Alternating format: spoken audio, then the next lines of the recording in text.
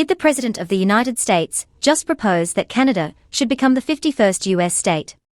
Yes, you heard that right. This isn't satire. This isn't fiction.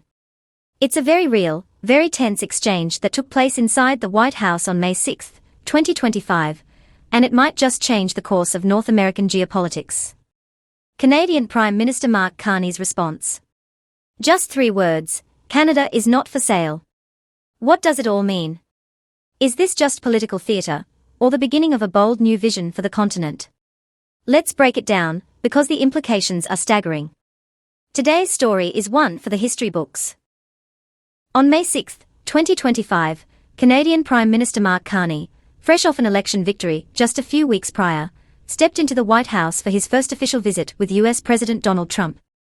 The meeting was always going to be important. Expectations were high, the media was primed, and tensions were already running hot.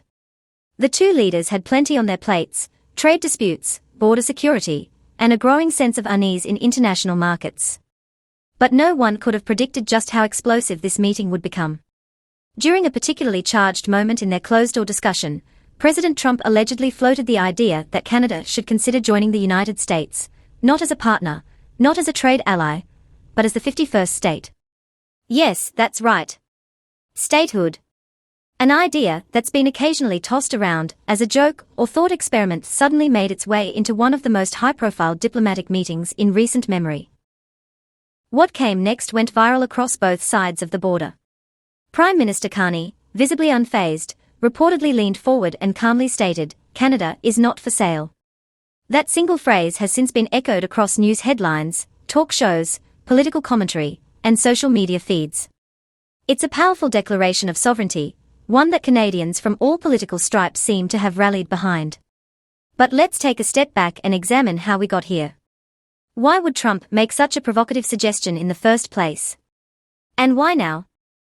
Over the past few months, trade relations between the US and Canada have grown increasingly strained. In what he described as a protective measure for American workers, Trump reimposed tariffs of up to 25% on a range of Canadian imports, everything from timber and steel to dairy products and electronics. Canadian industries have been reeling, and some American companies have begun to feel the pinch from supply chain disruptions and higher costs.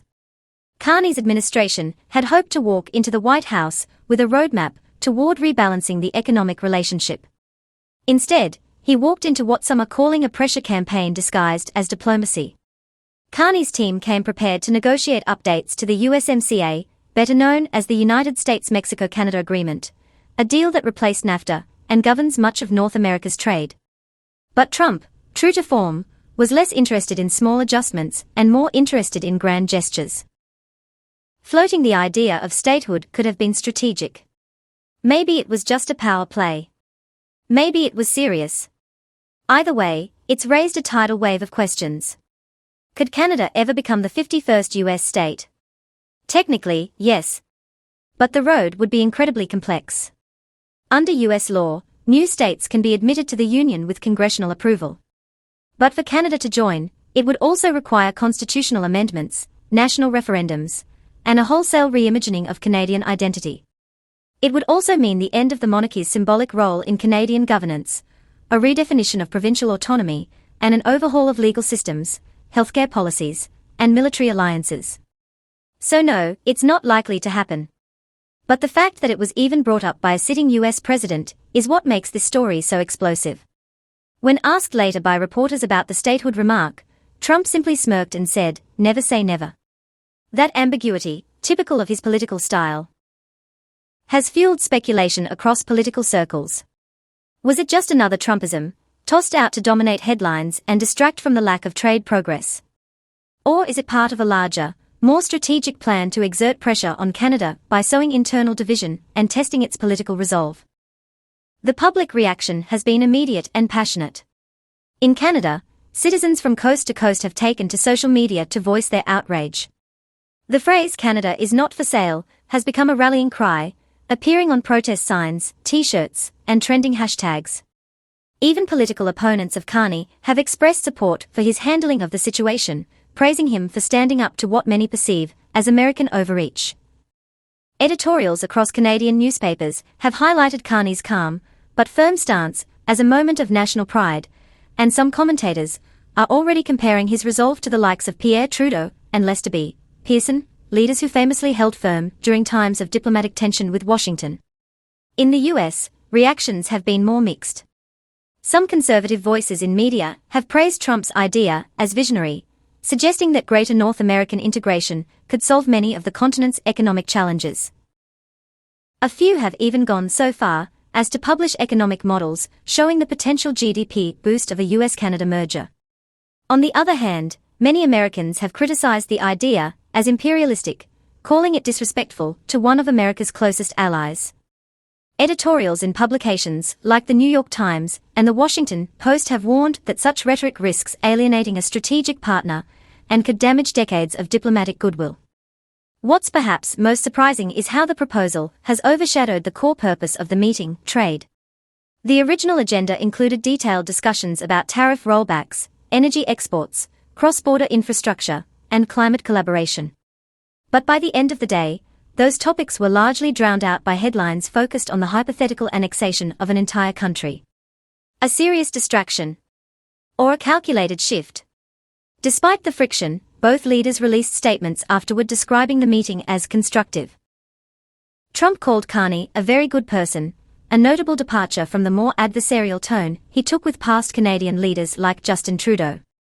Carney, for his part, emphasized the importance of the U.S.-Canada partnership, stressing that collaboration and mutual respect are key to navigating current and future challenges. But no new trade deal was signed. No tariffs were lifted. No joint policy statements were issued. Instead, the only certainty is that the two leaders will meet again at the G7 summit in June, hosted by Canada in the scenic mountain town of Kananaskis, Alberta. That meeting is now being billed as a pivotal moment, perhaps the last chance to reset the tone before relations deteriorate further. Behind closed doors, sources close to both administrations describe the U.S.-Canada dynamic as tense but salvageable. Economic advisors on both sides have reportedly been scrambling to find middle ground, particularly around automotive supply chains and energy resource management. However, without political will at the highest level, many fear that progress will remain stalled. And what does the average Canadian or American citizen make of all this? Polls conducted in the days following the meeting show a surge in Canadian national pride. Carney's approval ratings have spiked, particularly among younger voters and centrists who see him as a new kind of leader, economically savvy, diplomatically skilled, and unafraid to take a firm stance. In the US, Trump's core supporters view the statehood comment as classic Trump, bold, disruptive, and unapologetically nationalist. But swing voters and moderates seem less impressed, with many expressing concern that the president's focus on grandstanding may be undermining serious policy work. In the larger geopolitical picture, the Carney-Trump meeting signals something deeper, a shift in how traditional allies interact in an age of populist politics, economic protectionism, and rapidly changing global alliances. China's growing influence in global trade, Russia's resurgence in Eastern Europe, and the EU's increasing internal fragmentation all form the backdrop of this North American drama. And while Canada and the US have historically stood shoulder to shoulder on the world stage, cracks are beginning to show. As the G7 summit approaches, all eyes will be on Alberta. Can the two leaders put aside ego and ideology to find common ground? Will trade relations stabilize, or will tariffs deepen the divide? And perhaps most importantly, will we see more provocative statements from Trump that continue to shift the Overton window of North American politics? The conversation around Canada, as the 51st state, may seem absurd on its face. But in today's media landscape, where viral moments shape public discourse, and political messaging is more about optics than outcomes, nothing can be entirely dismissed. The world is watching. And every word, every handshake, every pause between sentences matters. So now, we want to hear from you. Do you think Trump was serious about Canada becoming the 51st state? Was it just bluster, or does it reveal a deeper ambition? Should Canada consider cutting economic ties with the US in favor of a more independent or diversified global strategy? Is Mark Carney emerging as a true statesman in the face of pressure, or was his stance simply political posturing? Drop your thoughts in the comments below. We read every single one. If you found this video insightful, don't forget to like, share, and subscribe. Thanks for watching, and as always, stay informed, stay thoughtful, and stay ahead of the curve.